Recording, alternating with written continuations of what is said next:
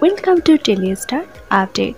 জি বাংলা এবং স্টার জলসাতে শেষ হয়ে যাচ্ছে বেশ কয়েকটি পুরনো জনপ্রিয় ধারাবাহিক, তাই চ্যানেলগুলো আনতে চলেছে বেশ কয়েকটি নতুন ধারাবাহিক।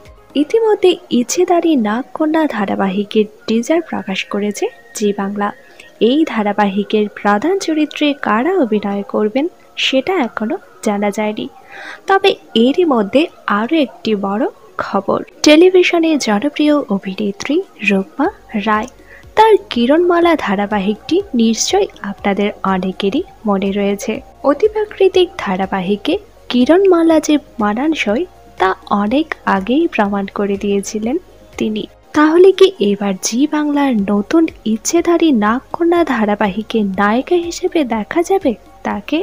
সেই আশাতেই বুক পাচ্ছেন দর্শকেরা, কারণ সম্প্রতি অভিনেত্রী তার সোশ্যাল মিডিয়াতে বেশ কিছু ছবি পোস্ট করেছেন এবং ক্যাপশনে লিখেছেন কামিং সোন।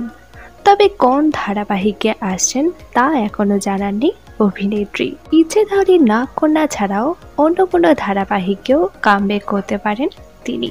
তবে আপনারা কারা কারা চান অভিনেত্রীকে যেন এই ধারাবাহিকেই দেখানো হোক তা নিচে অবশ্যই কমেন্ট করে জানান।